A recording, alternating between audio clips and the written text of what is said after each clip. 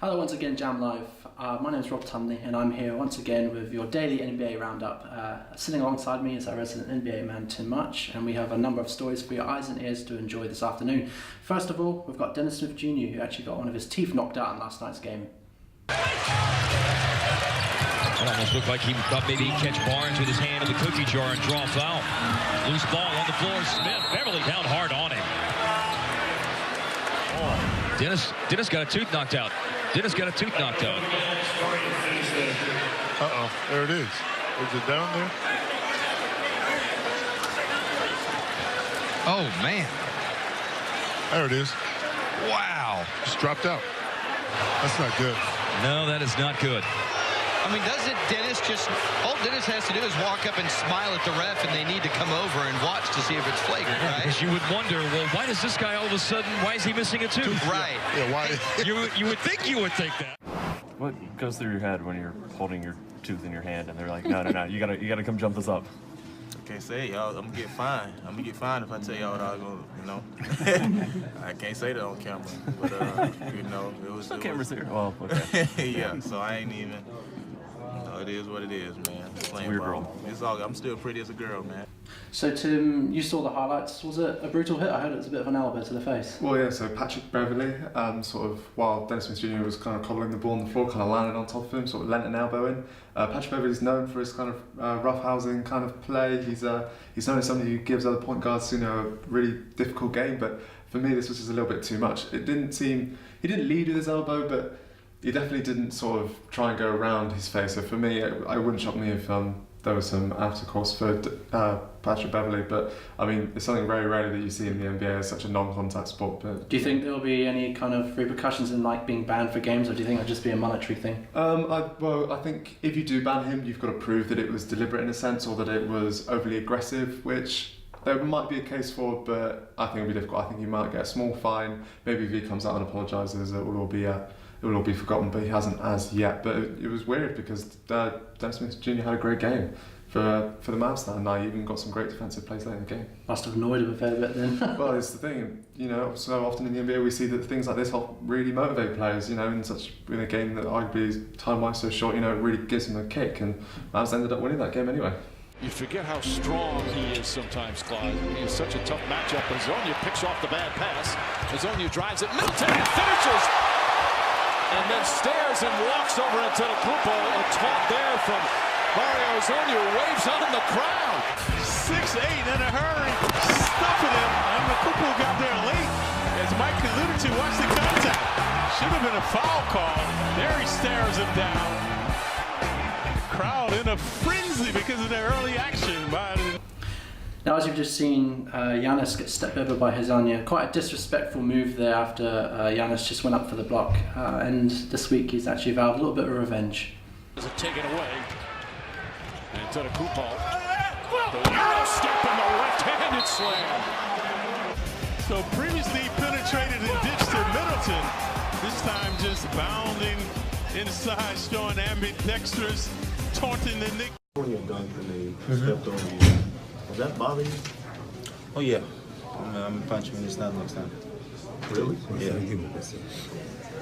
So he's a bit of a journeyman kind of player. Do you think the lack of respect was granted against Giannis there? Well, for me, I love these kind of players, especially when you see star players sort of get shown up, because it's a league for stars, and for me, when these guys who don't get as much time on TV get their moment, I kind of love it, and I love Giannis's reaction. For him, we're going to talk about AD a bit later on, but he's going for an MVP year, and so much about winning the MVP is kind of your storyline and about sort of the image you portray. This sort of thing does not help. If you're being stepped over by role players, then this thing doesn't help, which is understandable why he was so angry. But he had a great game anyway, and even in the following plays, he made a great score. So I loved every second of it personally. You said that Anthony Davis, he had a massive night last night, 39 points and 19 rebounds. Just a monster performance again. Yeah, I mean, going for the MVP, understandably. If you watch the highlights back, and sort of pretty much every highlight for the Pelicans is just AD, going up, putting something in. He's built a really good partnership with Julius Randle this year. He was playing with DeMarcus Cousins last year, and it did work well, but when DeMarcus was injured, the plus-minuses showed that the Pelicans were actually better with just AD on the floor. And And I think that Julius Randle was actually a really good replacement for Cousins because it allows AD just to completely take over the game. And Randle does a little bit of the dirty work, and you maybe try and covers the guys who are going to give AD the most difficult bother. But I mean, he's having a great year, and I think it will probably be a straight fight between him and Giannis for the MVP unless Kevin Durant keeps on scoring 40 points a game. So do you think the man with the monobrow has it in him to be MVP this year? Definitely, and the Pelicans have got to do everything they can to try and make sure he signs that Supermax extension. Yeah, AD could quite happily go to the Celtics or go to the Lakers in the next coming years and try and compete for a title, which I don't sadly think is going to happen in New Orleans. But if he wins the MVP there, then maybe they can set up for him as like, look, you can be the greatest player in our history and you can be the face of our franchise for decades to come, even after you've played, if he wins the MVP there. So for me, it's completely understandable why New Orleans will be doing everything they can to make sure that happens. Talking about the travelling circus of Golden State, Steph Curry did make his return last night. The captain is back. Steph Curry leads the Warriors onto the floor. They've been losing on the road. That's very unusual. They'll try to change that on a Saturday night. It's a Durant block. Sent away the big dog junior. Klay Thompson around Blake. Laying it up and in. What a finish. Strong finish. Kind of an ugly shooting beginning for both teams. No hurry and one possession at a time at both ends. He's going to get this. An open three. And again, it's just a matter of my teammates are doing a great job trying to find me and trying to get me going. I think a little bit of that kind of worked against us if I didn't been able to finish possessions. Everybody's doing a little bit too much sacrifice, and that happens at times when lineups change and things like that. But we'll adjust back to how we normally play. Everybody will continue to be aggressive and confident, and we'll get back to Warrior basketball. So, reasonable stats, 27 points. You can't turn your nose up at that. Unfortunately, though, in my opinion, a bit of a shocker that they still lost to the Detroit Pistons, didn't they? Yeah, well, they were in Detroit, to be fair. It's always difficult when your first game coming back, especially after what was a few weeks out. Obviously, a lot of people have sort of been waiting for his return because everyone's been saying that as soon as Steph's back, that the Warriors will just sort of blitz everyone again. But I think it's maybe a little bit understandable.